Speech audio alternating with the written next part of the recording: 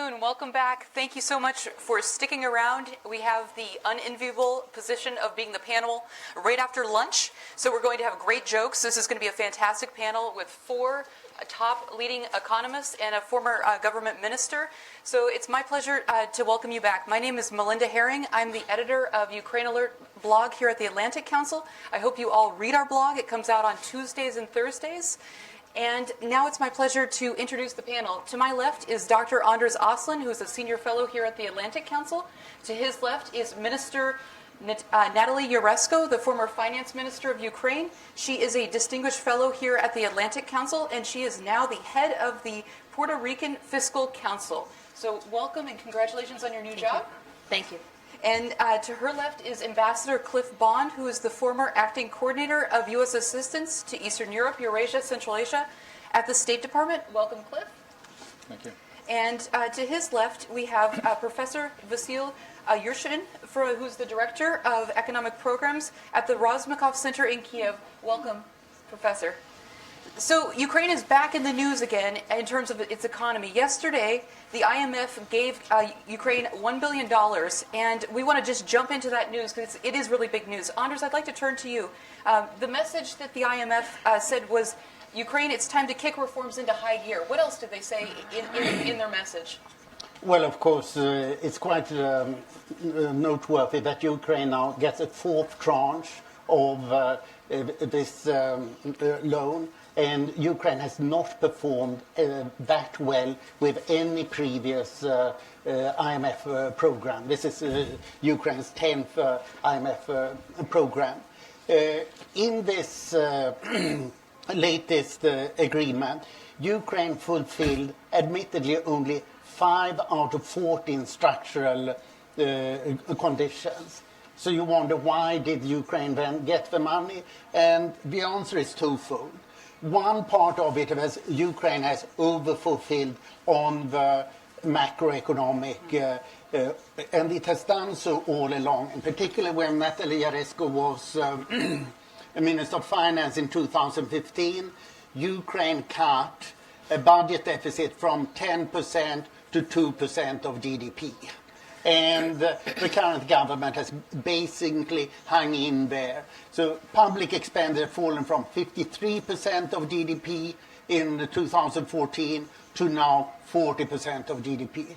These are extremely good numbers, and Natalie discussed other numbers before, so I won't repeat them. And the other part is that Ukraine fulfilled the two most important structural reform. The first was closing dubious banks, which means Privatbank, which was taken over by the government in December. And the other is the e-declaration, where Ukraine has greatly overperformed. Ukraine today, let me sink in, has a far greater transparency for senior officials than the United States has. And this is the perspective we should use when we discuss transparency. So what the IMF wants now is continue to do the good macroeconomic job, but nothing new is really needed there. And then there are, this time, 16 structural conditions. What's important here is two conditions. One is pension reform legislation by the end of this month. And the second is a law on agricultural land circulation, as it says, that is the legalization of sales of agricultural land, which should be adopted by the end of May. These are politically very sensitive issues, and they're high up. Then the IMF insists on anti-corruption and e-declaration. So the new element here is an anti-corruption court. Personally referring to the second panel today, I think that this is the wrong approach. What should be done is sack all the prosecutors. If you are serious about judicial reform, you sack all the judges and all the prosecutors. 8,000 judges, 18,000 prosecutors. That's what East Germany, Estonia, and Georgia did. And the problem here is, to a considerable extent, the West that does not push that. Instead, they push the system of anti-corruption institutions, which are small and work beside the rest of the system. I don't believe in it. The model right now is Romania. And even if they made some headway, why start with the second best when you can go for the best, as we have seen in East Germany, Estonia, and Georgia? By the way, I have this in my book, Ukraine, What Went Wrong and How to Fix It, that was published 2 years ago, discussing how that was done and how it should be done. On the economic side, I totally agree with Natalie that Ukraine has overperformed in terms of economic reforms. It's the judicial reforms that are missing now. So my view of the IMF is that they like Ukraine a lot. They are very impressed, and they are trying to push Ukraine to become even better, and they do it in a highly skillful way. Very good. Thank you, Anders. I'd like to turn to Vasil now. And you mentioned land reform, and this is a big, one of the big keys that the IMF has highlighted, many economists have highlighted. I've read that if done correctly, allowing the sale of private farmland could really turbocharge the Ukrainian economy. It could potentially bring in $8 billion in the first stage of reform. Professor, I'd like to know, is $8 billion an accurate figure, and why can't Parliament pass the necessary legislation? As I understand it, it was attempted last October for the 8th time, and it failed again.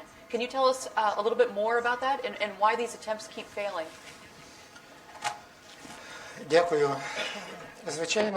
Thank you. Yes, this is one of the key reforms asked by the IMF, but right now the situation is not as simple as it seems. We cannot talk about just money or some money. I would like to remind you that we are not talking about private property, because right now we have private land as a private property. We have a moratorium on the sale of land. So the first moratorium was introduced in 2001, and every year it is extended, and the last time it was extended in the moratorium until 2018. Later the situation can develop in various ways, and we have two ways. First is an open market for Ukrainians, to make sure that Ukrainians can buy and sell land freely, but here we have a question. Landlordization, to make sure that there are no huge lands in one hand. In this case, if we still have moratorium on foreigners to coming to own land, then probably we believe that in 10 years we will have 45 million in 10 years, so 4.5, not 8 billion. If we open it to foreigners, then the capital will increase to up to 50 to 65 billion US dollars. That's again in the span of 10 years. Why the government cannot go do it, or it does it slowly? Because the society resists significantly to this free trade of land. Ukrainians for centuries had a goal to have land in their hands, sell and buy. And unfortunately today Ukrainians see it that if the land is sold freely, then since it is cheap in Ukraine, it would be bought very quickly by oligarchs, and it will be under the various schemes. Therefore,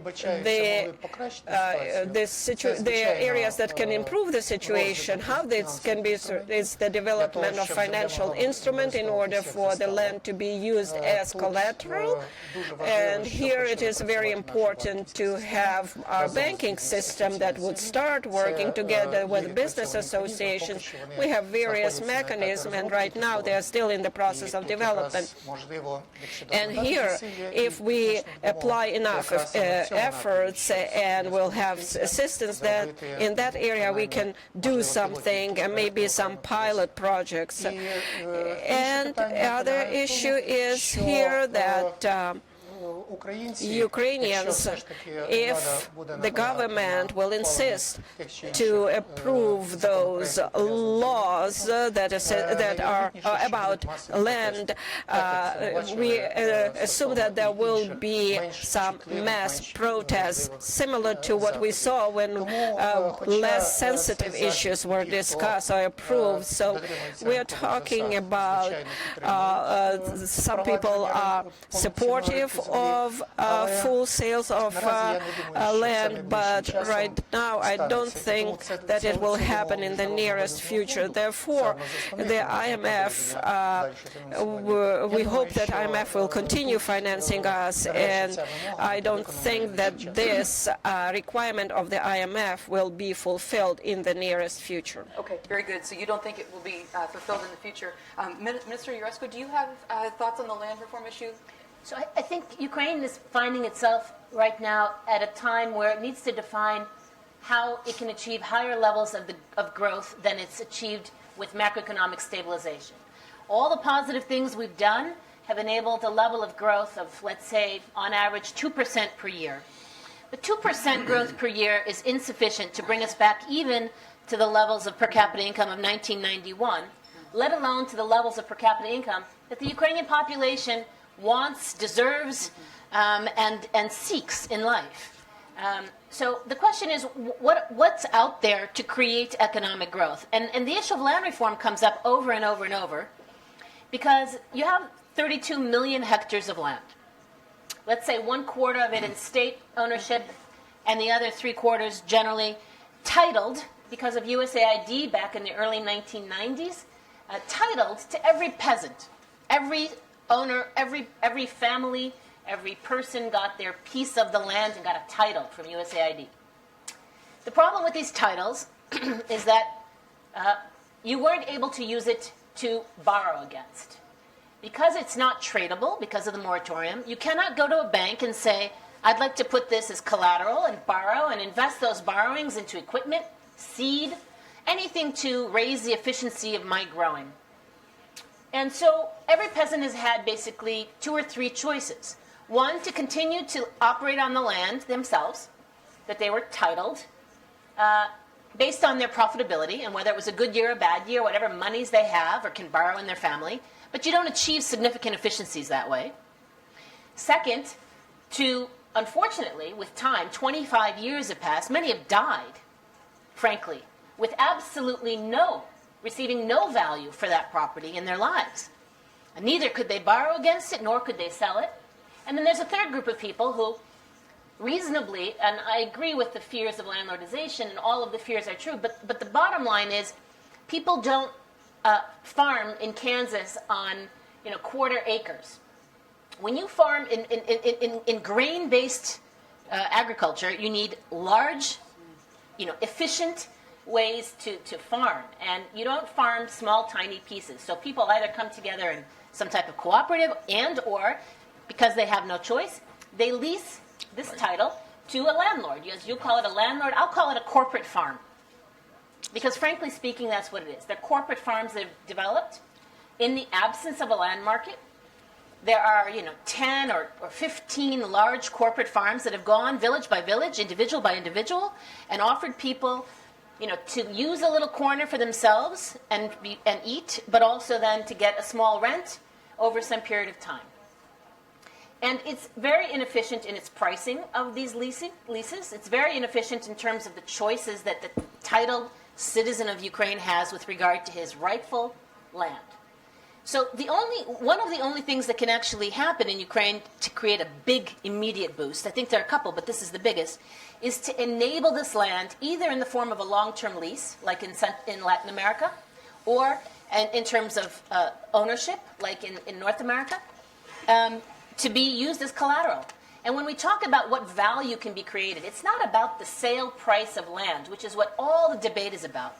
It's actually, if you take some price and you can think about what happens to the banking system when all of a sudden you have high-quality assets that can now go into the banking system as collateral and be used, and the lending that will be created from that base. What happens to the farms that have been operating at this level of efficiency when after they borrow they can operate at this level of efficiency? So GDP growth and the increase to the economy, there's probably no bigger opportunity for Ukraine to do it, to have a big jump.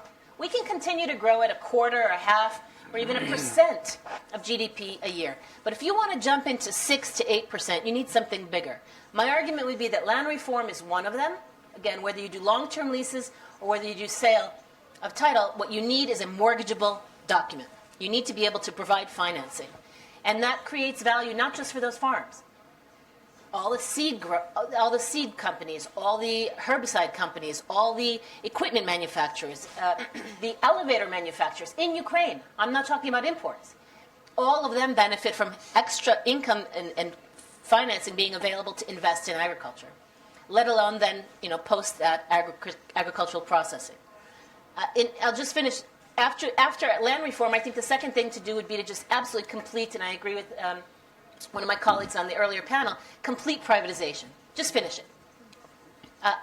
The pricing of these assets does not get better year after year. The reason being the way they're being utilized today.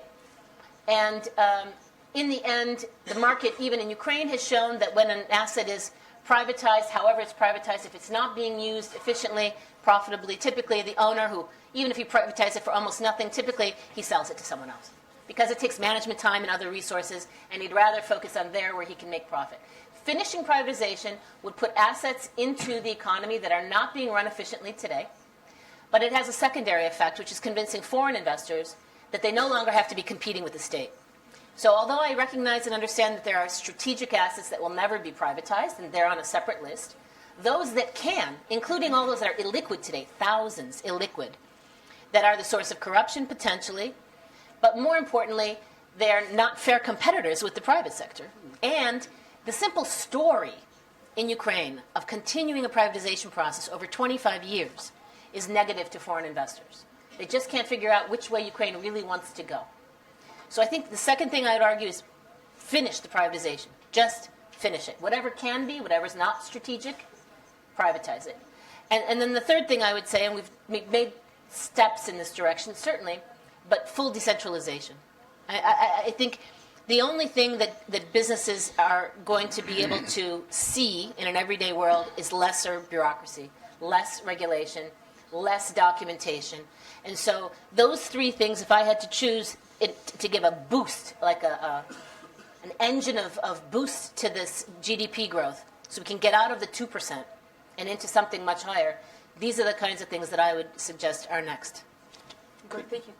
Could I add? Go ahead, I went out to Ukraine in 2014, just after Maidan. I was there to coordinate our assistance as it increased over the course of a year and a half.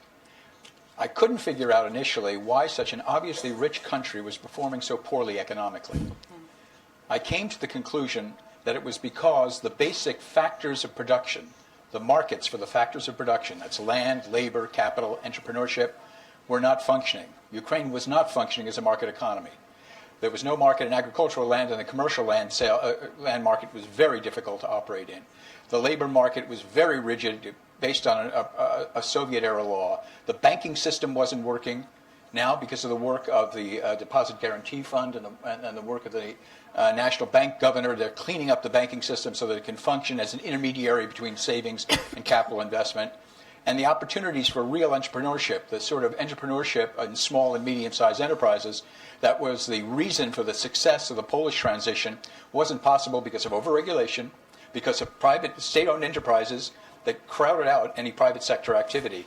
So there were a whole set of markets that had to be freed up, and that's what the reform process is largely about in Ukraine. That's why you're beginning to see some growth, because those markets are beginning to work again. Cliff, if I can ask you, what do you think are the greatest remaining needs that you see at present? Well, I agree on land reform. I'd make another point, though. The reforms that Ukraine has accomplished have, in many cases, two things in common. One, they were conditions the IMF and the other IFIs placed on the country for financing. And secondly, they were areas in which the international community, the United States in particular, provided significant technical assistance to help the government implement those reforms. I mentioned the bank cleanup and resolution of banks. We had a team from our Treasury Department that works in the Deposit Guarantee Fund, working very closely with the National Bank and the fund to resolve more than 80 banks, and worked on the privatization of the Privatbank. But to do that, we need a commitment of assistance resources to Ukraine. We had that from Congress in 2015 and 2016. We got substantial resources and technical assistance. That's what my former office, worked on. Ukraine certainly needs humanitarian and security assistance as well. But in the technical assistance area, we were providing about $200 million a year. With that level of commitment, we were able to expand our assistance to work on decentralization, work in the energy sector, in a whole host of areas, police reform, helping to stand up these anti-corruption institutions. 2017, the assistance picture is a lot less clear. We're working on a continuing resolution, which, if filled, would mean we'd continue to have about $200 million to devote to that. It's not at all clear that we will, and this administration has signaled clearly that it intends to sharply cut the assistance we'll be providing in this region. That's going to mean retrenchment. Some of the programs we're already doing. It's going to mean it's going to be very difficult to expand into new areas. One of the things we did when we got a supplemental assistance budget from Congress last December is we looked at 2 or 3 areas. We'll start working in the area of cybersecurity to help the Ukrainians combat the threat that cybersecurity poses. We're going to do more work in the police and state border guard service to advance the reforms that have started there. And we're going to help the government and strategically communicate its message on reform and what it's doing to the east and south of the country. But we need that commitment of resources. And as I say, in 2018, it's not at all clear that we're going to get it. But if we did get it, if Congress, because the administration proposes and Congress disposes, if they made the commitment of resources and we had the political commitment to work in Ukraine, these are some of the areas that I think we could usefully work with the Ukrainians on. I'd start with the Prosecutor General's office. I totally agree with Anders that it would be preferable to clean that out. We've seen no evidence and no commitment to changing the way that organization operates. In the absence of that political commitment, people have proposed setting up this anti-corruption court, which would create an alternate channel with the other anti-corruption institutions for prosecuting corruption, which has not happened up to date, not in a significant way. We continue our support to the new anti-corruption institutions like NABU, like the anti-corruption prosecutor. We'd reform customs if we could. The state, the Customs and Border Patrol came out to Ukraine last fall at the request of the PM, and they worked through a strategy and an assessment for reforming customs. We gave it to him. We've gotten no reaction. It is just nothing has happened on that front. Agricultural reform we've discussed. We could move ahead on improving corporate governance and moving into the area of privatization. USAID actually has consultants on contract that can support privatizations, significant number of privatizations. And I agree the failure of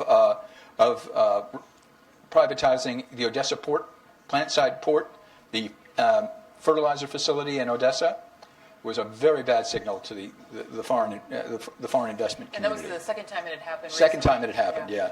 I would encourage the government to move in the area of enforcing IPR protections, intellectual property rights. Another factor of production is technology, and it cannot be adequately used and taken advantage of if there are not the proper protections in place. If I can just follow up on something you mentioned, you talked a little bit about decreasing assistance prospects, and that's a very big worry here in Washington.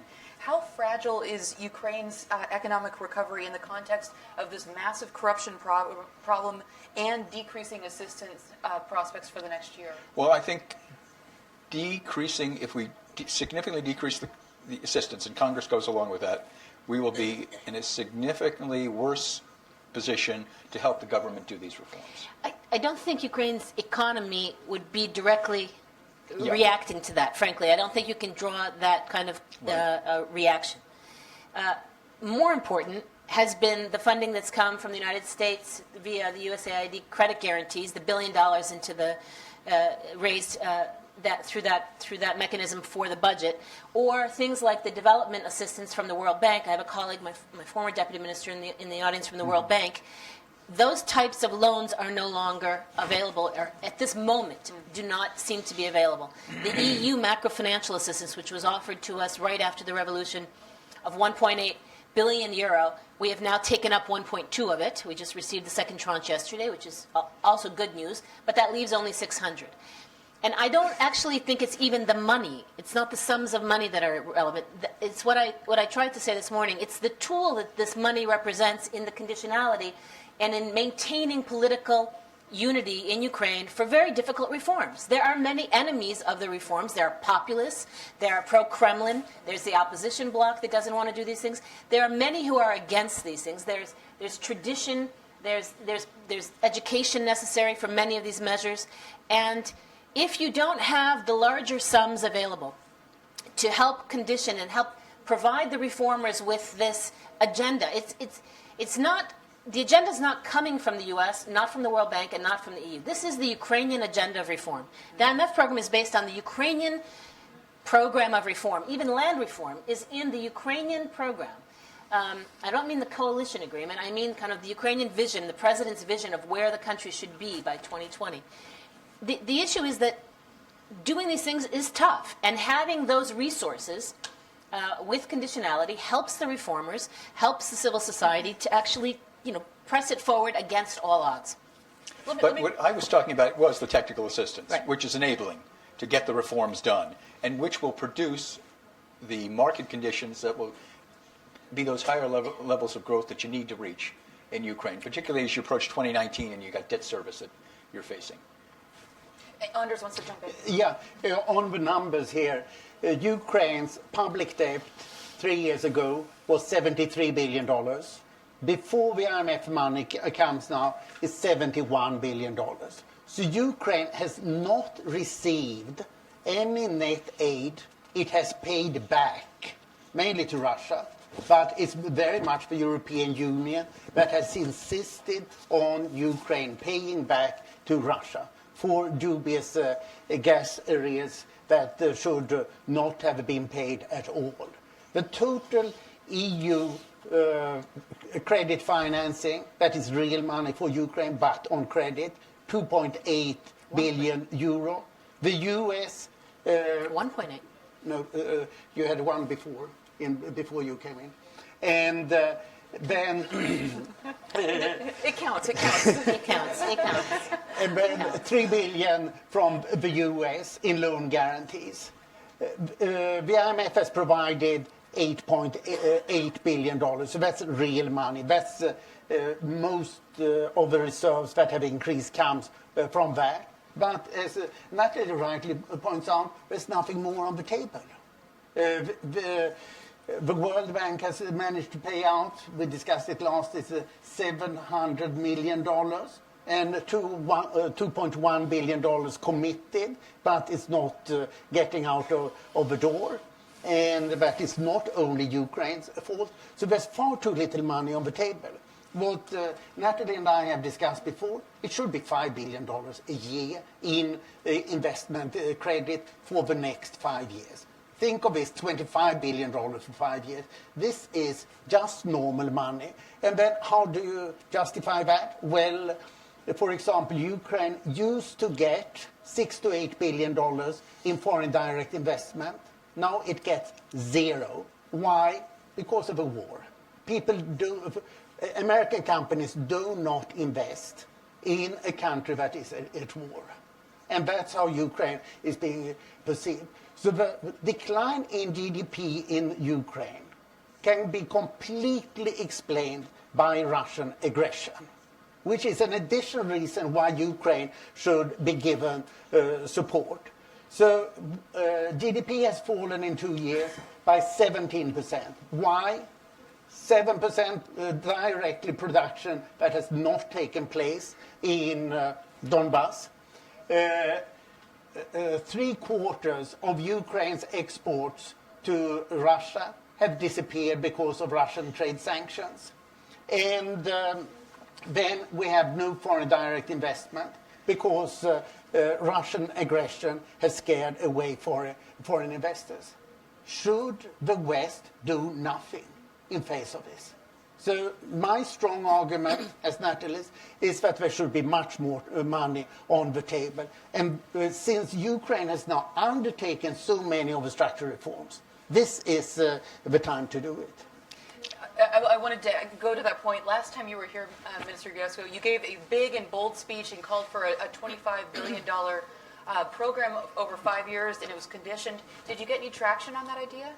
What was the response? The elections in the United States have changed the budgetary perspective of the United States. So no, I've seen no traction for that idea here in the United States. I've actually seen no traction for it in the EU either. And I think I'm greatly disappointed. Again, what I've tried to do with that proposal was to say, put the funds not into the government, not into the budget. Let the government learn to live with small deficits. Let them become more efficient in their tax collection and more efficient in their expenditures. Don't subsidize the budget. The central bank reserves are reasonable, and the path to continued reasonableness is already in the IMF program. There's no reason for additional monies to be allocated for the central bank in Ukraine at this time. However, there are entire sectors of the economy which the government will not be able to finance in the near future. Education, medicine. We have so many needs in the roads area that you can't even imagine what the press looks like in Ukraine with regard to roads. It's worse than Chicago. And in terms of construction, potholes, in terms of all of it. Okay, just to be clear, in terms of all those things. And these are the areas where this type of investment, infrastructure type of lending, conditional to the structural reforms that need to continue, would be extraordinarily valuable, because the way I presented it is the Ukrainian population has lived through very difficult reforms, very painful reforms, but they haven't been able to see yet the benefits that come from completing this reform process. And while the Ukrainian population deserves to see the benefits that come from it, the political unity to continue the reforms, to get to the end of the process, starts to dissipate. It dissipates because, 1, 2% growth isn't that bad. It's stable.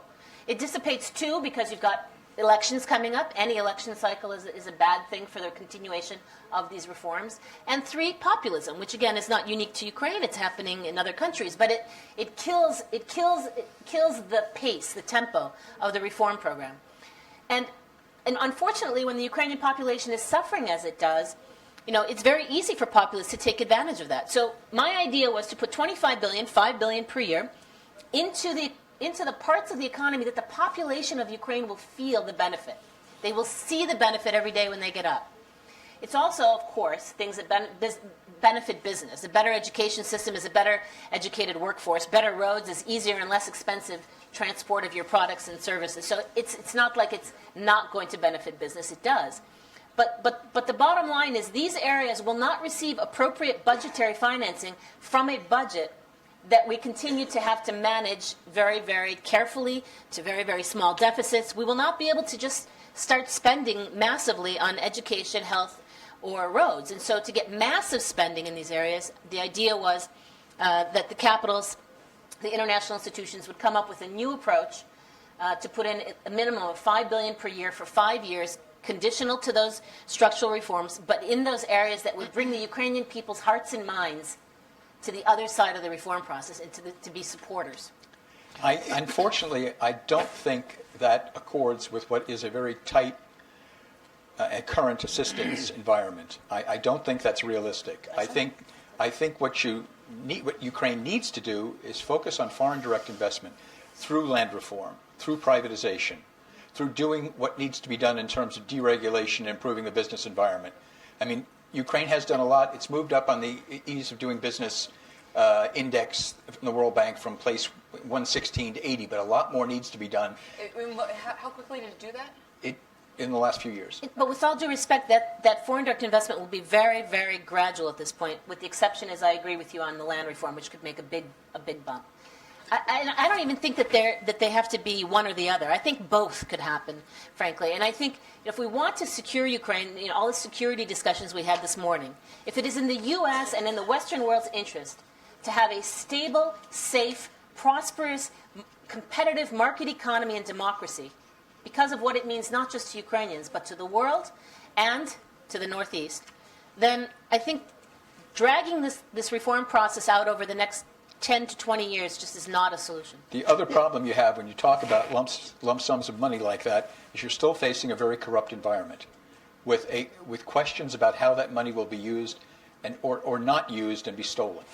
That needs to be addressed. No question. Yeah, Cliff, what we're talking about here is $1 billion from EBRD, European Bank for Reconstruction and Development, a year. The World Bank has already $2.1 billion committed. They can easily provide $1 billion a year. The International Financial Corporation can do the same. The European Investment Bank can do more. So here you have 4 institutions that can provide $5 billion a year. If they just get the focus, this is what we should do, and then we can get all of these anti-corruption reforms that we want done. I'm seriously worried not only that the balance will tip in favor of populism and against reform, that is what usually happens, but that Ukrainians will be disappointed with the West. You said you would provide us with assistance. Instead, you provide us with conditions which seem to make life worse. And you don't even help us very properly with providing military support against military aggression against our country. And then they would say, what is this? I think that's a really important point, Anders, and you've spent your life studying these transitions in the former Soviet Union.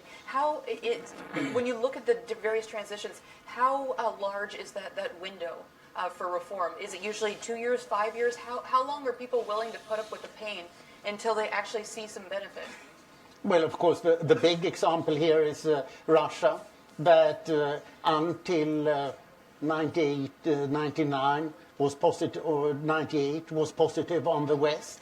And after the financial crash of 98 and Putin, the war in Yugoslavia in 99 and Putin coming to power in 2000, then it was finished. So there it lasted for 7-8 years, but you can say that the last years were a sheer waste. The effective reform period is normally 2 years, not more, and now we are on the 3rd year after Maidan. This is a critical period. Absolutely. This is when we really need a new Western impetus for more force. Absolutely. I can't agree with you or Minister Yurevsko more. When I go to Kiev and talk to people about the beautiful reforms, they look me in the eye and they laugh in my face and say, what are you talking about? So let's talk a little bit about yesterday. The government just put out a new action plan, and it's a 3-year action plan, and it says exactly what you've all said. Groisman said the plan is for people to feel the changes, and they've prioritized 5 areas: privatization, healthcare, education, land and pension reform. Would anyone care to comment on that new plan? Is it realistic? Is it something we should be paying attention to? One particular NGO, Reanimation Package of Reform, said it's great that they're actually putting together 3-year goals rather than 1-year goals. What are your thoughts on this? Well, I'm quite cynical about plans in general. I mean, I think there are plans and plans and plans and plans. We have 5-year, we have 10-year, we have 1 year, we have 6 months. I think everyone in this room and everyone in the economic area knows what needs to be done. And so I think the issue is political will. If the plan helps to focus political will on those 5 areas, and the dialogue now becomes very actively on those 5 areas, then it can be helpful. But I don't think there are any new solutions. I think, Anders would argue, all the solutions are out there. He argued even on the General Prosecutor's Office, there's a best case, and why do anything less than the best case reform? I don't think we need to put new instructions on building the bicycle. So my My focus would be, it's great if it helps push the dialogue in those 5 areas. I don't disagree with those 5 areas per se, but governments tend to have shorter lives than 3 years in Ukraine. I'm just saying. I mean, it's a fact. It's a fact. It's not we had an incredible 16 months, but the fact is almost no one's going to last 3 years. So a 3-year plan is, again, a good visual, and it's good to know what the priorities are, but I don't think that it serves any greater purpose than kind of focusing the dialogue. Also, I have to say, I experienced, I was in Moscow when the failed transition happened in '98, but I did spend time in Eastern Europe in '89 in what was then Czechoslovakia, and watched Poland and some of the other East Europeans reform. And some of the elements are missing, and what made that a success. There was a unity of concept among the members of the government and the president. There was the identification of a key reformer. It was usually the finance minister, double-hatted as deputy prime minister, who was supported by both the PM and the president to push ahead on reforms. And there was an ability to strategically communicate why these reforms were necessary, that there would be a delay in producing a benefit for the public, but that it would come at the end of the day. And I'm thinking of people like Balcerowicz and Klaus and Ivan Miklos, who carried out the reforms in Slovakia and who's an advisor to the Ministry of Economy. Different time, different setup in terms of governmental structure, but you need that focus and you need that political support on the individual who's going to be charged with carrying out those reforms. The situation politically seems to be much more diffuse in Kyiv. Minister Yaresko and Anders would like to respond. Let me first say, you get reforms where you have a strong reform leader. Okay. I would argue today that the 2 ministers who look strong in terms of doing reforms in the ministries is the Minister of Acting Minister of Healthcare, Uljana Soprun, and also the Minister of Education. Accidentally, both women, I don't know why.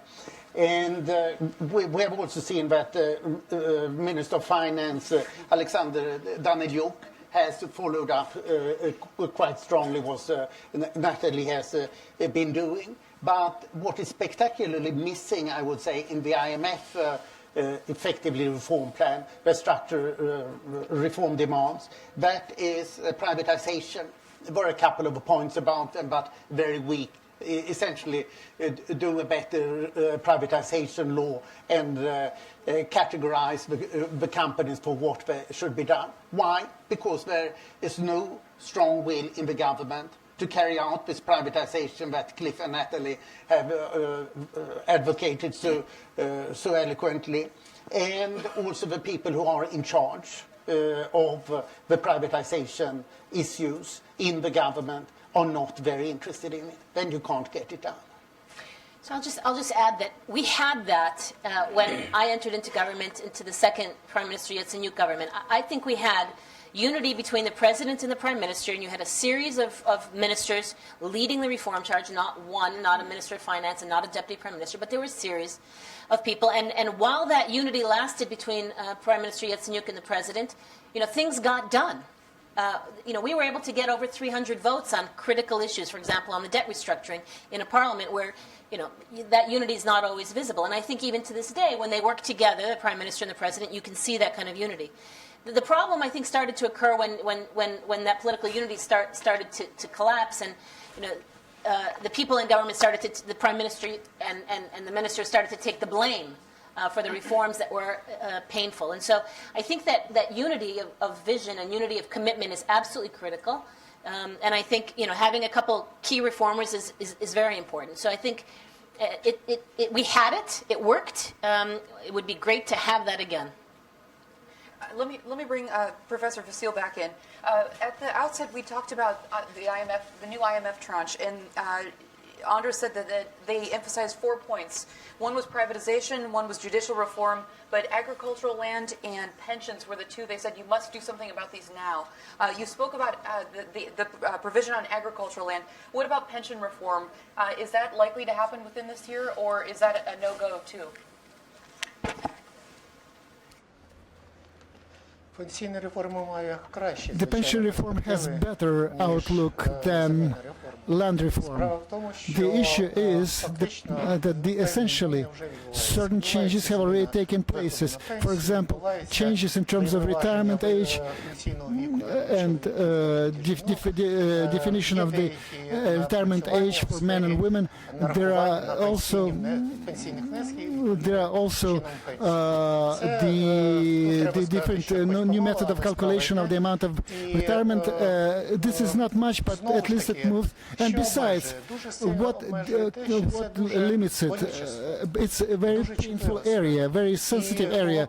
And in case when they start to talk about extension of the working age for women, immediately there is a question why current women should work longer than the previous generation, and how should we provide for working place? Ukraine is not rich with working force. That means that if we extend about working age, the question of working places comes up. Also the level of retirement payments. Unfortunately, despite though they increase the salaries, minimum salaries, the retirement money remains the same. So the difference which should be covered, but that it is not perceived with understanding by the population of this reform. They believe that this is another reform which was made up, invented in order to accumulate certain money in the budget instead of paying to somebody. So again, we need, like in many other issues, we need clear demonstration of the tools and mechanism. Right now, there are in Ukraine de facto works only one solidarity system, because otherwise they are limited in the country as a result of low level of securing the savings. Again, when we're talking about savings, there are retirement funds, there are private funds, but they are minimal. Most money were saved on the banking saving, and when 80 banks collapsed, it was considered to be cleaning. However, with this cleanup, lots of people lost their savings and lots of businesses lost their money. Unfortunately, there is an impression among people that the changes which take place, they are, let's say so, they are not well thought, and the question of the social protection is probably the most painful issue, because it cannot be postponed. And in this context, although there is pressure and there are certain limitations, restraints, however, to wait for quick changes is very difficult. It should take place this year, the latest early, because by the middle of next year, Ukraine will start electoral campaign. Elections are going to take place in 19, but the campaign is going to start in the summer 18, and the issue of budget is going to be a core issue of confrontation. Therefore, Ukraine has several factors to conduct changes, and we of course hope that slowly, but these changes will take place, particularly if the assistance is going to take place. Of course, it's going to help. Social security taxes in Ukraine, in the US, is 5% of GDP. In Ukraine, it's 11% of GDP. In the European Union, 9% of GDP. Why? Because 1/3 of the grown-up population are pensioners. That is, middle-aged people are often pensioners. That is, they are being subsidized by the young people so that they can continue working but live better, so that the young people cannot afford to have children. This is what we're really discussing. So the retirement age for women in Ukraine is 57, for men 60.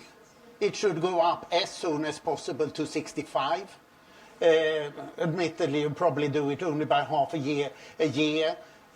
This is now being done for women, but nothing so far for men. And there have been attempts in Parliament to stop even this. And previously, there were lots of early pensions and then special pensions for particularly rewarded Soviet citizens like heroes of the Soviet Union. Natalie managed to get rid of most of that. And she claimed that there was not as much of it as I argued. But it was something that was completely socially unacceptable. And then you need to get proper incentives so that people can save for pensions. Poland has stood out as one of the most successful countries, and part of it has been that they, if I remember rightly, in 1998, did a big pension reform, which meant that Poland has now the largest stock exchange in a large part of Europe, thanks to pension savings. It doesn't happen immediately, but you get incentives right, you get something to build, you get capital investment coming. Ukraine needs to start on this road. I'm just going to add one quick thing, which you can't imagine, but there's also not just the issue of pension age, but many categories of employment. You have a stage, the period that you have to work. So in some of them, for example, let's just say you start your job at 25, and if your period before pension is 15, you actually can retire and collect pension at age 40. Wow. Regardless of the fact, under the current legislation, that the pension age may be 57 or 60. In those categories, if you have a 20-year stage or 15, you could retire quite early. And so part of this language, if you look at the IMF language, which is very careful, I think, it talks about the average entry into pension. It's not just pension age, but it's also getting rid of all of these special, they're not even early, they're these categories of pension eligibility, and saying, yes, you are eligible, but you still can't retire until 57 or 60. So saying, that those things have to go. That way you get the average age up higher even without, major change on the other side. So there are a lot of things in the pension system that could be done. And the pension, just to be a reminder, is hugely in deficit. Hugely. And there are only two ways to right now that I can see of increasing the funding. And increasing the funding is necessary not just because of the deficit, but because truly Ukrainians deserve better pensions. We have the lowest pensions in Europe, and that's horrible. So how do we do that? How do we get more money into the system? One is changing how many people are retiring at any given time through this age special pensions. And the second is having less in the shadows with regard to the payroll tax. We have a compliance problem in Ukraine with collecting payroll taxes. We tried to affect it by having the payroll tax from 41 to 20, saying if we made it less expensive, more people would be willing to go ahead and pay. There's some sign of that, but not a great amount. And compliance on paying the payroll tax has to get more efficient in order to have more money in the system. Great. So we will definitely be watching progress on pension and agricultural land as well. Those are two that we will keep our eye on. Unfortunately, we're going to see less and less of Minister Uresco as she's taking up this new post in Puerto Rico. And I want to ask one last question to her. What did you learn from your experience in Ukraine as finance minister that might be applied to your new post? So she's giving up her hats and her big coats and is going to go to a much sandier, warmer place. But seriously, what did you learn that might be applied? I'm actually quite proud that the Ukrainian experience of those years that I was in government and the results that people see today in 2016 and 17 from the years of those difficult reforms is being used as an example, a recognized example elsewhere in the globe of being a positive example. Ukraine was able to accomplish something, and the lessons learned, I think, are great. And I think, part of it is the fiscal policy, reducing deficit spending. Frankly, public spending needs to be decreased in Puerto Rico as it needed to be decreased in Ukraine. Deficits have to come under control. And then, of course, Puerto Rico is also in a situation not dissimilar to Ukraine, that it's borrowed much too much, and debt sustainability is a serious question in Puerto Rico, as it was in Ukraine when I came in. So restructuring the debt portfolio, reducing fiscal deficits, becoming more efficient in the usage of the funds, and then in that way, returning to economic growth as soon as is possible. The lesson learned that I take with me that we didn't do is that, in essence, you need to do it faster while political consensus exists. In this respect, Puerto Rico is in essence, lucky that the U.S. Congress created PROMESA, which kind of creates that political consensus, whether it exists in the legislative and the executive branch or not. PROMESA is a board that will insist that political consensus exists. And then the second part of it is, as I said earlier, I think with all due respect, and my job was finance minister, I wasn't the economy minister or health or education ministers, but those areas have to move at the same pace quickly forward as the fiscal, because otherwise you have a population that doesn't understand why these reforms are worth it. So what I would hope is that in Puerto Rico we do a better job of accelerating the improvements in the economic growth than we were able to do in Ukraine. Wonderful. Thank you. We definitely wish you all the best. Thank you. We'll miss you. Now it's our time to open it up for questions and answers. Before we do, I need a man with a mic or a lady with a mic. And I would ask you to please ask a question and identify yourself. And questions have a question mark at the end. This gentleman right here in the middle. Sorry, guys. Thank you. I'll keep this short. Garth Trinkle, economist. You talked about there's widely accepted Western concepts of privatization and land reform available to the people of Ukraine moving forward. Is the EU and the U.S. on the same page? Is the EU and the U.S. and the Ukraine on the same page in regards to decentralization? It's such a hot potato in the U.S., in the EU. Is the EU and U.S. able to offer Ukraine a model of decentralization going forward? Thank you. Yeah, it's actually the model. The model is a Polish model. The U.S., USAID, and the European community are working very closely on decentralization, both devolving powers to the lower levels of government, but also fiscal decentralization so they get the resources to carry out things. I found when I was out in Ukraine and traveled around, local government was really interested in this process of decentralization. They were finally getting, thanks to Natalie, finally getting resources they could decide how to spend in their municipalities. Another part of that decentralization is amalgamating municipalities. So you don't have these small villages. You have larger communities that could provide the services, have the scale to be able to support the public services for the people in those newly enlarged communities. And we've just seen very successful elections at these community levels. And the U.S. and the EU have agreed on a division of labor. We've taken on about 78 of those communities in a number of oblasts. The EU is going to be taking on more than 100, and then we're going to be comparing notes as the process proceeds. Unfortunately, and Natalie may be in a better position to discuss this, the decentralization process has been caught up in the whole Minsk agreement and the fear that this devolution of power will be used by the Russian-backed separatists to create an autonomous situation in the East. And that's led to a slowing down of some of the legislation and constitutional changes that you need, which over time will fully support the decentralization process. So it's not popular to say, but frankly speaking, to some extent, the fiscal decentralization went too quickly. As a finance minister, I would say that I'm concerned that year after year, revenues have grown over 40% locally, and yet locally, the financial structure of the local governments is not prepared to be responsible yet for that amount of money. So you don't have the level of transparency at the local governments that you have in Kiev. At the central government, we have e-data. Every single thing we do in the Treasury is completely online in real time. That doesn't exist. In fact, in many of these towns and villages, you don't even have computers. So even the reporting to be able to kind of engage in the system is impossible. And so they're getting the monies. The village I live in outside of Kiev, as an example, they can't tell me, they'll agree that they have 50% more money. They can't tell me where they're using it, how they're using it. They say they don't have any computers. It went too fast.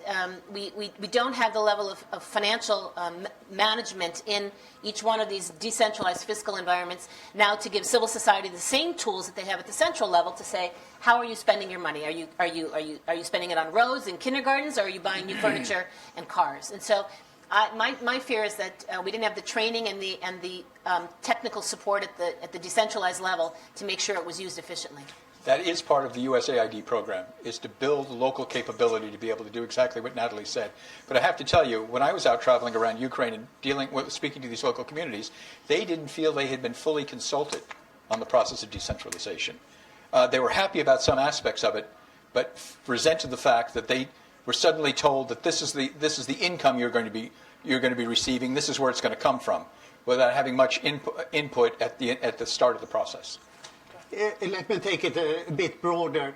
I've seen many of the transition countries. I've never seen such a consensus between the EU and the US as we see in Ukraine all along since Maidan. I can give you Georgia under Saakashvili as the opposite example. The EU was dead against Saakashvili, the US by and large in favor of Saakashvili and his reforms. So why is Ukraine different? I think that the main thing is that there is great transparency in Ukraine. You can know everything you want to know, and that's very uncommon. And the other is that there's a very strong civil society that has been emphasized in previous panels here today. And the consequence of this is that you have a broad consensus about what is right. So the discussion in Ukraine is reform versus corruption and populism. It's not defined in ideological terms. So the good side is reform, and then it's very easy to be united. Great. Let's take another question. The gentleman right here with the blue tie, bluish square tie. He's in the middle with white hair. Yep. Paul Thomas, I do business in Ukraine. Very specific question about mid-sized enterprises in Ukraine. If you look at the structure of the Ukrainian economy, it's very heavily dominated by micro enterprises that are small enough to hide from the government, or extremely large, call them mega enterprises, that are big enough to bear the cost of corruption and defend themselves. In the middle, there's virtually nothing. I'm a mid-sized business, but I sell intangible assets, so I can hide and I can run away. So many of my clients and some of my investments, well, they're dairy farms, they're brick and mortars and cows, and they can't hide, they can't run away, and we have to spend a lot of time, bearing costs we can't bear and fighting battles that are very hard to fight. So what specifically can be done? Ukraine, by the way, as everyone I'm sure will agree, so extremely rich country. So what can it do to stimulate domestic investment to create domestic Ukrainian businesses? Great. Thank you so much. Thank you. Who would like to take that question? I'd be happy to because when I travel around Ukraine, I would always stop with the local business council and have a discussion with them. And they stated the problem exactly as you did. There's a non-cash economy below, which doesn't get taxed, and there's large-scale enterprise with a tax system which Natalie helped reform, which gets all the tax benefits, and we in the middle pay a disproportionate share of taxes. And that was one complaint about the tax system. But they wanted massive deregulation and liberalization of all the controls and the inspections and the rest of it. They found it very, very difficult because the banking system didn't work. There wasn't a ready source of capital at a rate, an interest rate that they could perform on. And so there were a lot of, and the other complaint I frequently heard was that we do not have a defender in the Rada or in the government. We don't feel like we have an advocate there. When I was out there 2 years ago, sometimes they'd say, at least Sama Pomoc returned our phone calls when we had a question. But they didn't feel that they got that sort of attention or that sort of support from many, many other layers of government and the Rada in particular. It's compounded by the fact, from my experience, that there's a very low public understanding of what a market economy is. Surveys again and again show that many Ukrainians, as many as 2/3, think it should still be the responsibility of the government to invest and create jobs. They don't understand that in a fully functioning market economy, that's the job of the private sector. Only about 10% in those opinion polls would answer in that way. So you didn't have a public support for the sort of business-oriented deregulation and improvement of the general business climate that you might have in the West, for example. Did you want to jump in? Yeah, just very briefly. One can summarize this in 3 systems that need to change. First, judicial and law enforcement system, which I think is the worst. Second, tax and customs system that really need a reform, and unfortunately the head of it is arrested, admittedly out on bail, unfortunate as it might be. And then the third, state administration reform that should take care of most of it. So it's all being worked on, but the situation is as you describe it. I invested in mid-sized companies, so I agree with you. They were few and far in between, but they do exist. I mean, part of it is business culture that one hid from authorities, then hid from a mafia type of government. The Yanukovych regime was not was known for going in and saying, "I like this business. You know, it's no longer yours. Now it's my friends or my cousins or someone's." And so the business culture has developed over these 20-some years, where those who are able to hide, those who can lobby, and frankly speaking, you know, large business lobbying is not a unique Ukrainian characteristic. It happens here down the street. And mid-sized businesses are left to kind of fend on their own. And so that business culture has to change. And I think, you know, competition policy, deregulation, court policy, you know, where medium-sized businesses don't feel they need to hide and or don't need the protection of a lobbyist, a large business interest, will enable that mid-size. The last piece is already happening, which was mentioned, which is banking rates. Loan rates have been so high that, frankly speaking, you know, accessing money has just been too costly for a mid-sized company. If you're reasonably transparent, paying your taxes, you know, borrowing at 40% annually, you know, what kind of business person wants to do that? So I think now that rates have come down and, you know, the national bank discount rate has come down, all these reforms that people don't yet see the value of, that's part of the value of the reforms, with the discount rate coming down, the cleaning up of the banking sector such that you don't have, you know, artificial banks, we have real banks who are involved in real banking activities, will help over time. But those are the key policies. Great. Professor Vasil wanted to jump in.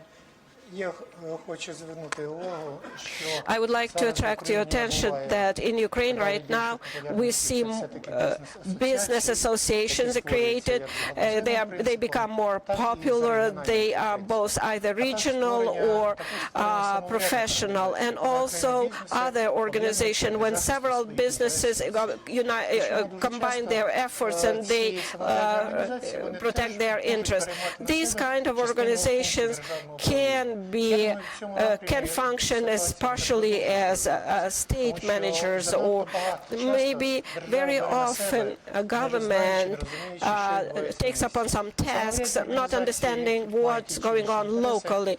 These kind of small organizations understand what's going on, and I believe that this kind of association or organization will be very successful in Ukraine and develop in the nearest future. Thank you. George, you had a question.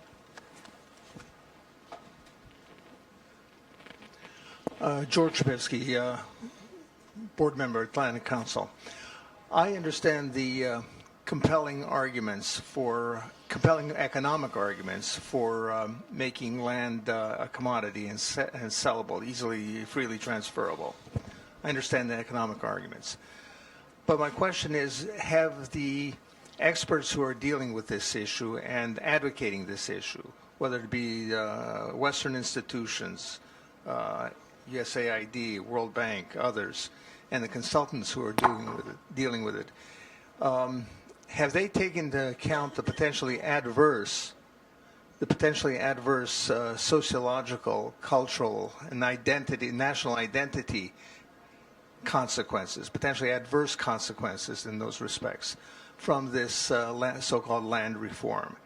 And if they've taken that into account, how do they see those tendencies being managed and driven into a direction with positive results?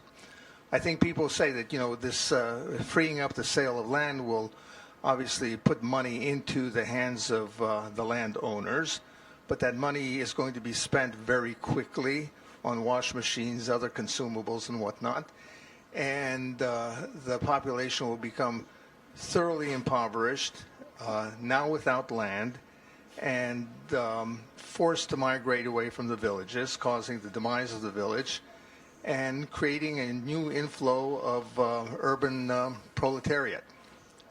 Wow. George. So, what do the experts say about this? I would argue that that is the line that those that are against privatization use to say that it's really. So I don't agree. I don't agree. I mean, I think that if you go to the villages now, they're emptying out now, not because you have access to finance, but because the young people have no jobs, because there's one quote unquote landlord, or I'll call it corporate farm, and they have nowhere to go, nowhere to be employed. So it's not, financing is not going to force people out of the villages. Frankly speaking, no economic activity is forcing people out of the villages. So I think it's just the opposite, number one. You'd have a whole series of small businesses that would arise in a village if you had, farms that were functioning and able to borrow. The argument that everyone's going to borrow money and use it for washing machines and not for their business, Ukraine's been through that cycle of, consumer finance and then disaster.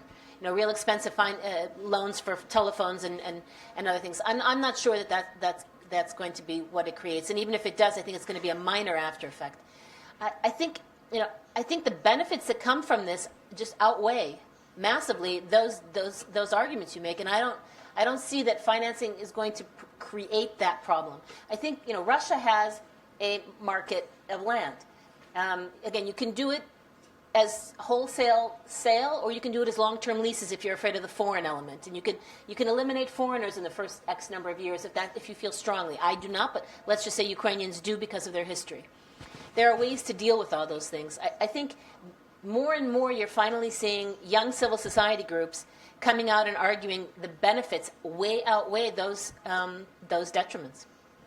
George, it strikes me this argument was used in Sweden before the land reform of 1827. I don't think that anybody wants to go back. Yeah. Well, we've seen what happened when the sale of enterprises through the stock sales. People sold them very dirt cheap, got a little bit of money, spent the money, and that was the end of their stake in the Ukrainian economy.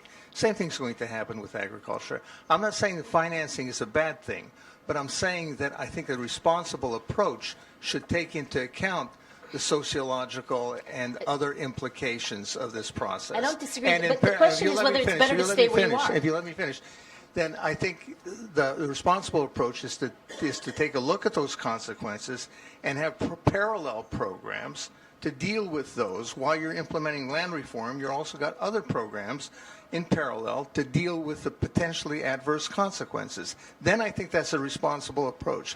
But just to have a big land dump and say you're on your own, I think that's not populist. I don't think it's the right way to go. Irrespective of what they did in Sweden in 1826, I have no idea. Anders, you'll tell me about what they did there.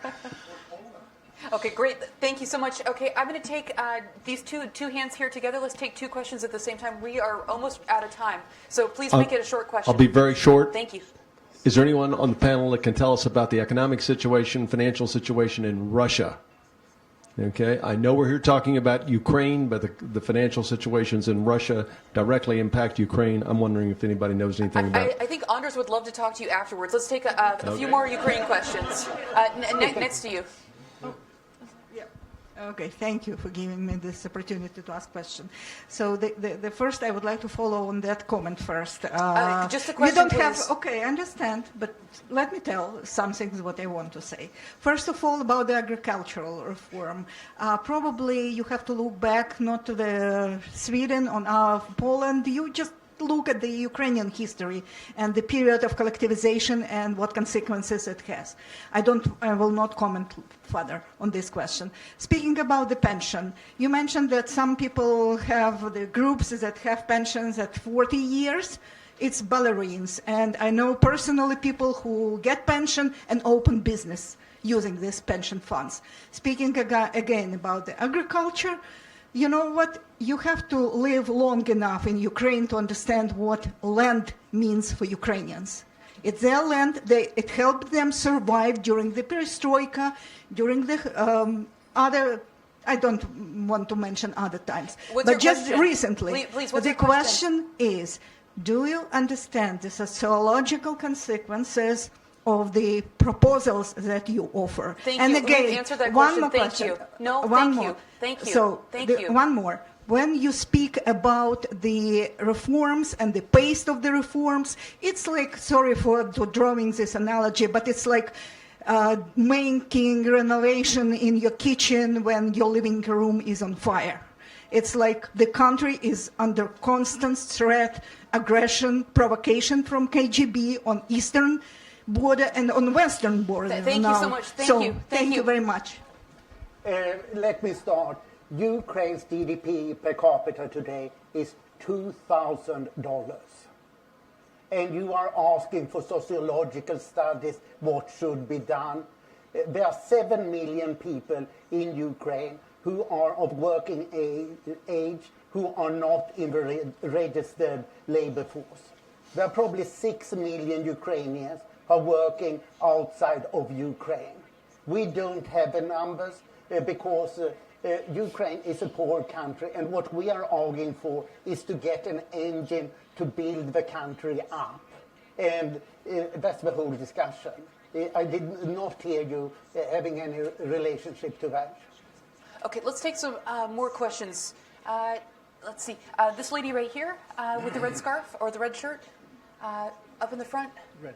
I'm just going to very quickly answer the Russian question since you're walking out. The Russian economy has become, post-war, less and less important to the growth of the Ukrainian economy. The trade restrictions, the transit restrictions, the transport restrictions have all forced Ukrainian businesses, sooner rather than later, to learn to seek out other markets. Now, that doesn't mean that a Russian market wouldn't be of value at some point when there was peace. But today, the fact of the matter is, the Russian economy slowing has not had the detrimental effect on the Ukrainian economy that it would have had 10, 15 years ago because, these things have been put in place. And so Ukraine has seriously turned, and 2/3 of its trade, if I remember correctly, is now with the EU. Our trade with Russia was gas. We don't buy gas. Armaments. We don't do a lot of that anymore. And then there's all these interference in between. So the Russian economy today is not as important to the Ukrainian economy. It could be a boon someday if the countries are at peace and the markets reopen. But today, I don't think it's as relevant as it used to be. Thank you. Thanks. Please, go ahead. Thank you so much. My name is Roxana Onara, and I work with human rights issues with different nonprofits in the world, including Ukraine, and now I'm assisting U.S.-Ukraine Foundation.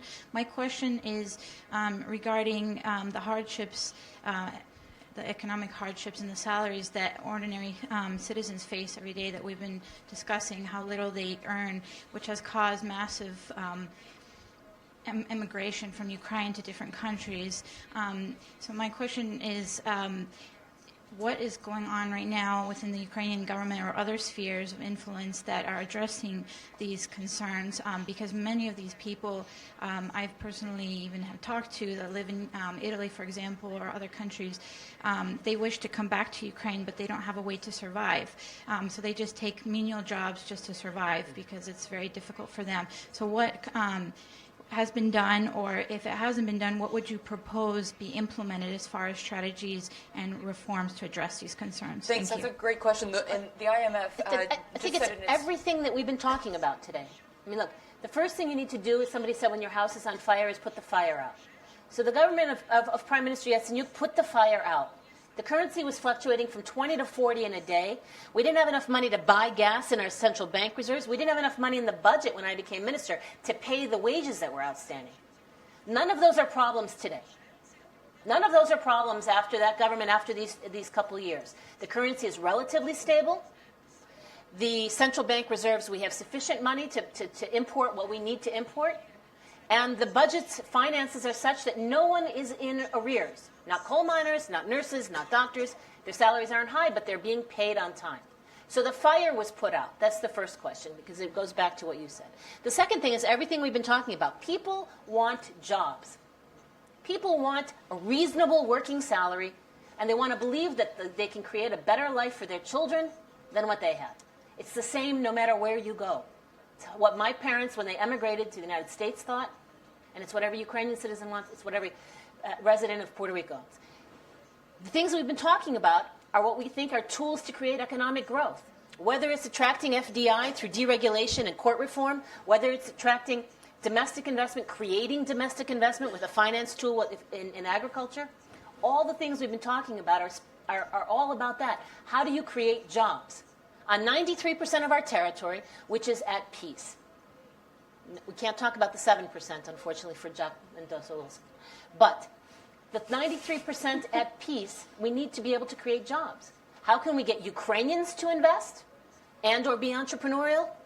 How can we create foreigners to invest? And in what? Ukraine has such an amazing array of things to invest in. It's creating the environment in which to do it.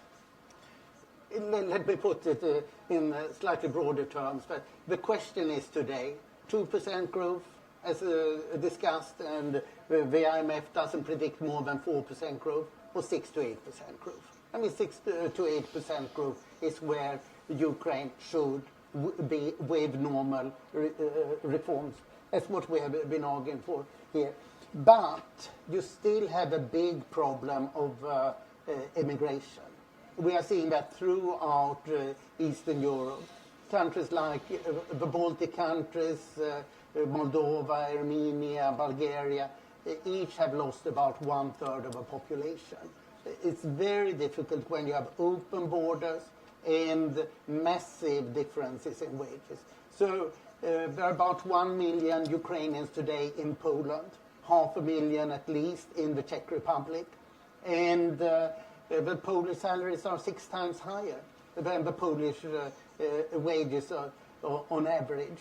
So this will be a long, difficult slog.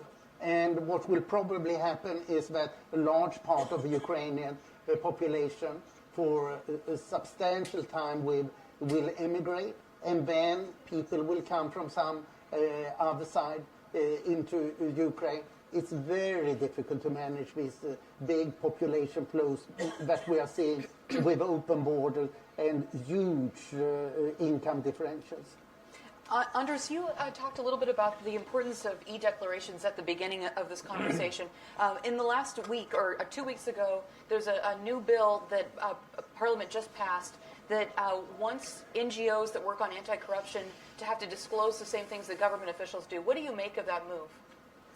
I must admit that I'm in favor of everybody disclosing. So I would like to see it even broader. What I think is deplorable in this act, which has attracted very little attention, is that the military are excluded from it. I would like to see everybody. Actually, in the Nordic countries, since the 18th century, all income and asset holdings of the whole population are public. So in each town in Scandinavia, you can once a year read a list. These were the richest people in our town last year. And all the numbers are public and available. And therefore, the Nordic countries have very little corruption, because you can't really be truly corrupt if all your assets and incomes are being published all the time. And if you really want to fight corruption, as Ukraine really does now, that's what you do. So make it broader. Okay. Thank you so much. Would you please help me thank this panel? Thank you. Okay, I'm going to ask you guys to go to the front row. I'm going to ask you just to go to the front.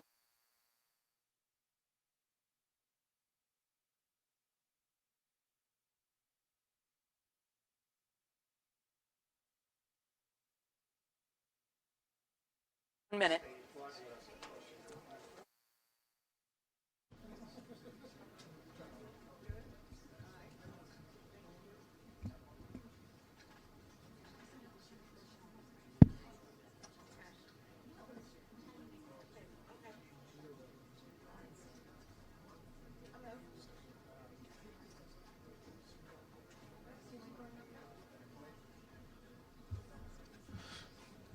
Good afternoon. Thank you for sticking with us. I'm John Herbst again, the director of the Eurasia Center here at the Atlantic Council. It's my honor to introduce Senator Amy Klobuchar. Before I do that, I'd like to do a shout out to Systems Capital Management, which has sponsored today's event. Representative Jock Wilson is here with us in the front row. And now it's my honor again to introduce Senator Klobuchar. A real honor. Senator Klobuchar is the beneficiary of a blue chip education, first at Yale and then at the University of Chicago Law School. She's the beneficiary of first class mentorship with former Vice President Mondale, a two-term senator, the senior senator from Minnesota, very active in getting legislation done on veterans affairs, agriculture, Senate ethics, and from the standpoint of our audience today, very active in assessing the strategic threat represented by Kremlin foreign policy and the critical nature of supporting Ukraine. And with that, and Senator Klobuchar was in Ukraine recently and also in the Baltic states on a trip in December. And with that, Senator Klobuchar. All right. Well, thank you so much, everyone. I know you started the day with Senator Portman. He and I are friends, so you end with me. And I want to thank you so much for that introduction, Ambassador. I may be the only one that had a Ukrainian town hall in the last month in my home state, but I did. I had many Ukrainian, I think we had hundreds of people there, and the current ambassador Skyped in for the entire time, and it was just amazing the number of people we had. I actually, when I first ran for office, I was in a close race for the county prosecutor job, and I had my party at Kremarchuk's, which is a Ukrainian deli, and we were there till, I think, 4 in the morning. I didn't find out I won till the next day, but what I most remember is they had this mural of Statue of Liberty. And the Kremarchuk's, when they came to this country, had gotten that mural up there, and it's been there for decades. And to me, it really kind of said it all of how proud the Ukrainian Americans were of our country and how much they also care about where they came from.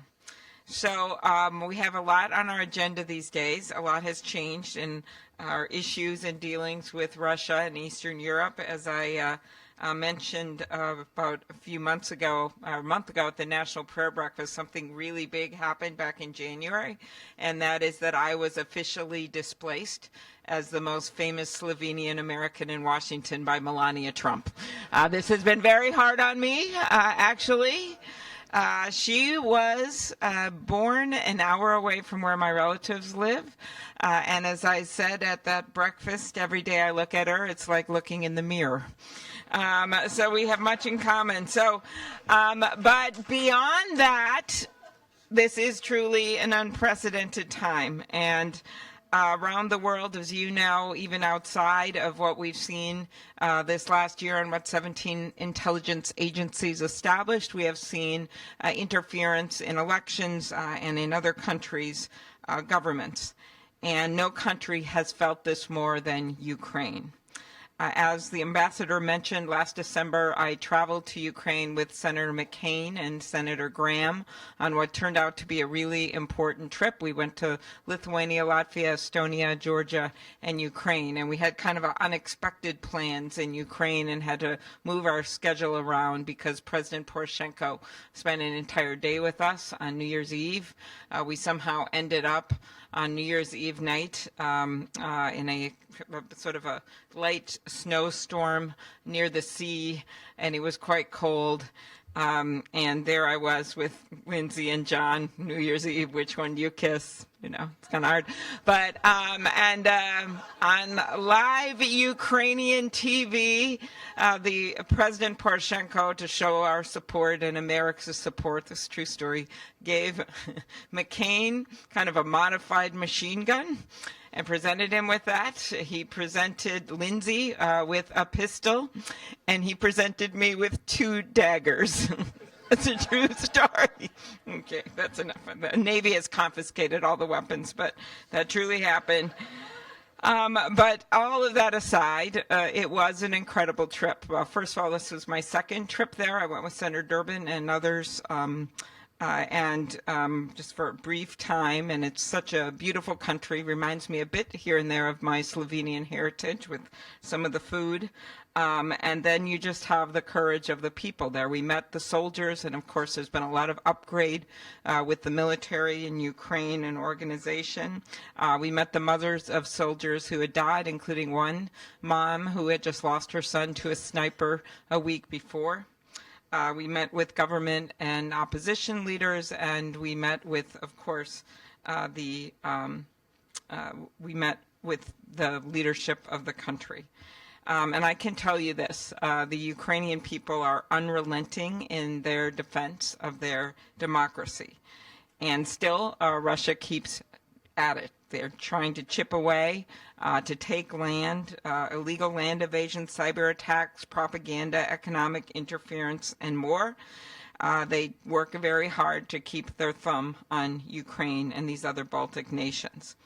But what I heard when we were there is that Ukraine and Baltic nations do not want to rely on Russia. They want so badly to keep their hard-fought independence, and they want so badly to keep their friendship with America, which is why every stop that we went to, they would have one podium for the president or prime minister and one podium for the three of us, because they were not shying away, as some nations do that I visited around the world, that their friendship with America, they were proud, and they wanted to put it out there right out front. And I think we shouldn't forget this as we look at who our allies are and who will stand with us.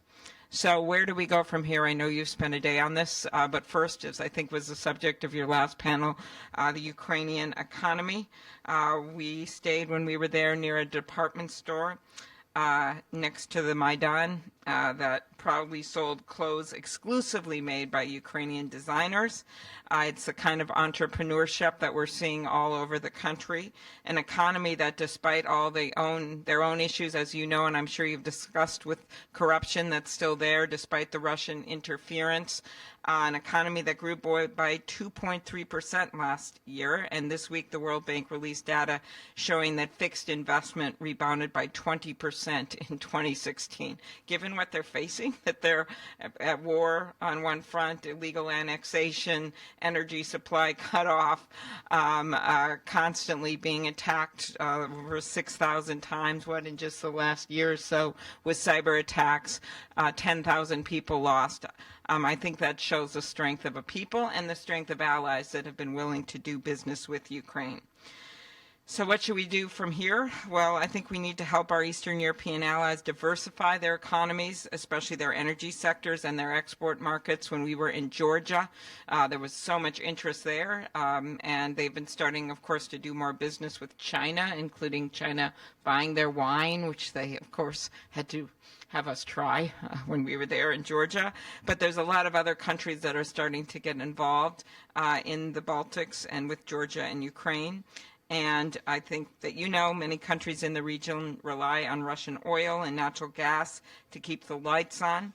Russia abuses this energy dependence by engaging in economic blackmail and price gouging. Last year was the first since declaring independence that Ukraine did not buy natural gas directly from Russia.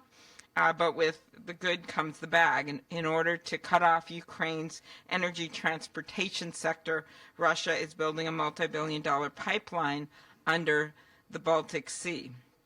So this is a boon for oil executives in Russia, but it's an economic disaster for Ukraine because 10% of their annual budget comes from pipeline transport fees.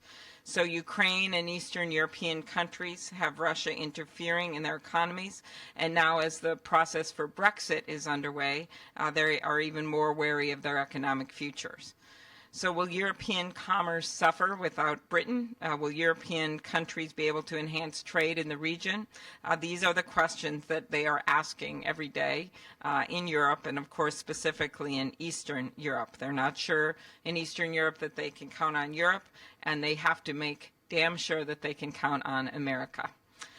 We need to explore ways to strengthen bilateral and multilateral trade with Ukraine and our allies in Eastern Europe. It will help bolster their democracies and strengthen the world's resolve in the face of Russian aggression. But it is also a good opportunity for the United States. And Lindsey Graham and I are working together on this notion and putting something out on this, is this idea of doing bilateral agreement with these countries. Other countries have already figured this out. Bilateral trade between Canada and Ukraine increased by 14% in 2015 to almost $278 million. And while U.S. exports to the region have actually decreased, which is bad, some American businesses have capitalized on the opportunities there. Cargill, which is a Minnetonka, Minnesota-based company, biggest private company, little advertising there, has invested millions of dollars in Ukraine, and with Cargill's investment, Ukraine will be able to double its grain output by 2020. Minnesota exports more than $50 million in goods to Ukraine each year. That's the basis of a trade relationship that I think we need to build on, and Ukrainians that I met in Kyiv want to do the same thing. So it's simple. If we strengthen the economic ties with Ukraine, it will boost both our economies and create jobs in both our countries. Second, as I'm sure you've talked a lot about today, we need to support Ukraine as it fends off Russian invasions and cyber attacks. It's been 3 years since the invasion of Crimea, 3 years of Russian military occupation. Since then, Ukraine has been targeted again and again, this time by Russian hackers who use cyber warfare to undermine their progress. In a 2-month period last year, hackers targeted, as I mentioned, Ukrainian government institutions more than 6,500 times. And of course, Russian hackers have attacked Ukraine's power grid on 2 separate occasions. In the face of this kind of aggression, and what we've seen, of course, throughout Europe in the same manner, we have now realized that it's not just Ukraine that suffers in this way. When we were on this trip, I was shocked, and I think it's a good thing for our own countrymen to realize what happened in Estonia in 2007 when they had the audacity to move a statue of a Russian soldier to a cemetery from a public square. They get their internet cut off, and it only works at the top of one hill. Or when we were in Lithuania and learned about how they invited members of the Ukrainian parliament from Crimea who were in exile in Kyiv, when they invite them to Lithuania for the 25th celebration, the 25th year of their independence, they get hacked into members of the Lithuanian parliament. These things are happening all the time. You know that, but I'm not sure that people in, rural Minnesota knew that when they got $200 million worth of fake news bouncing off on their screens. And probably one of the more interesting stories I like to tell at home, because I think sometimes this gets so political and hard for people to understand because it just looks like a back and forth, but about the fake news was something the Norwegian, we like Norwegians in Minnesota, so that's a good way to begin any discussion, but something the Norwegian Prime Minister told the three of us in Senator Whitehouse and Shaheen and Sullivan and a few others when we were at the Munich Security Conference, and that is that Norway and Russia, of course, have been going back and forth on a number of things, and Norway's been building its military, and so Russia has been sending letters to the Prime Minister, and all this stuff has been going on. So no surprise, while this is going on, the Russian TV has been running a bunch of fake news about Norway at home. And their major theme is that Norway's economy, which as you know is one of the strongest in Europe, has been completely in the tank, and that they have completely run out of fruit and vegetables, resulting in hundreds of nice Russian citizens going to visit their friends and relatives in Norway and bringing huge bags of fruits and vegetables. That just gives you a sense, I think, a more guttural, less political sense of what we can be talking about here when it's not just people in Ukraine that are subject to this fake news that can happen and have ramifications in countries, including Russians themselves that are just trying to be good people and help out their relatives and friends. So what do we do? Well, let's get back to Ukraine. Of course, there's sanctions and there's help militarily. I voted in the Senate last year to provide military forces in Ukraine with $350 million in security assistance and intelligence support, including funding for vital defensive weapons. I'm pushing for increased funding. I know that there's some discussion about this today as well from the ambassador, and I think that is very important. I've also joined a bipartisan group of my colleagues to introduce the Countering Russian Hostilities Act. In addition to refusing to recognize Russian control over Crimea, our Senate bill, as you probably know, takes 3 more steps. First, impose strong sanctions against Russia that address its cyber attacks, human rights violations, and illegal annexation of land, including sanctions on the energy sector. Second, state that the U.S. will not negotiate any kind of grand bargain that gives Crimea to Russia. And third, making it clear that there are consequences to illegally taking another country's land. Finally, we need to help Ukraine strengthen its own democracy and ward off corruptions. As you know, there have been calls both from our side but also in Ukraine for democratic reform for years. The Orange Revolution emerged out of the 2004 presidential runoff that international organizations recognized as corrupt and filled with voter fraud and intimidations. This spurred massive protests, and these protests led to a revote and a more fair election. That's why I strongly supported President Obama's plan to provide more than $220 million in assistance to Ukraine in 2016 for economic and political reforms, and that's why I also supported making half of the $350 million in security assistance contingent on Ukraine making important reforms that will help the Ukrainian defense forces become more sustainable, successful, and transparent. Both trips that I was on, this was a major part of the discussions. I know when we were there in December that there had been action taken on a bank, on one of their banks, correct? Okay, good. I'm sure you've made this case before I got up here. Yes. So there is action being taken, but we continue and must use the power of our purse strings, I would say, to push for even more as we go forward. But if we help Ukraine without getting to the bottom of what's been going on in our own country and getting our own house in order after this election, I don't think it will mean much because then Russia will just do it again and again in another election to another country. During our visit, as I mentioned, we heard about many intrusions into other countries' cyber systems, and that's why when I got back, I stood with Senator Adam Schiff and Representative Adam Schiff, Representative Elijah Cummings, and Senator Ben Cardin to call for an independent commission. Now, this doesn't at all supplant the good work that Senator Burr and Senator Warner are now doing. I'm not going to talk about the House investigation right now, just trying to be focused. My own turf.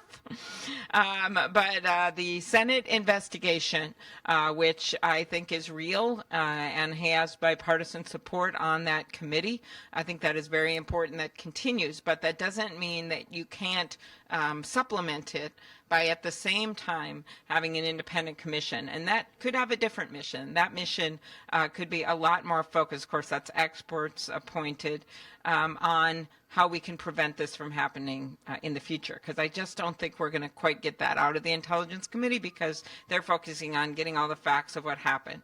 Advantages of the independent commission supplementing it is one, you can perhaps make things more public, and especially if it follows later, you wouldn't have to wait for the whole intelligence investigation to be done, but you could make more things public, and then of course you put out a blueprint for change. Think about what the 9/11 Commission did, and people say, well, this wasn't 9/11. I'm thinking, yeah, but this was 17 U.S. intelligence agencies saying that a foreign power directly against what our founding fathers wanted, which was no foreign influence on our elections, that this foreign power tried to influence our elections. That is a really big deal.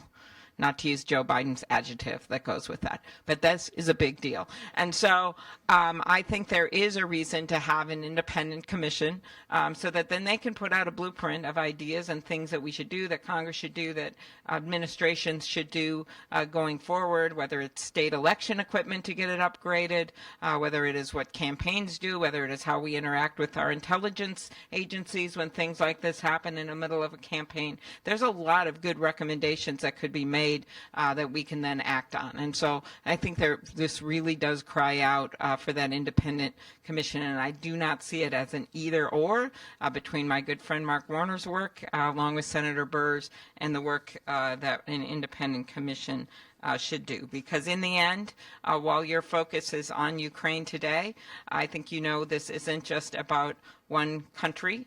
and it isn't even just about our own country and what just happened in the past year.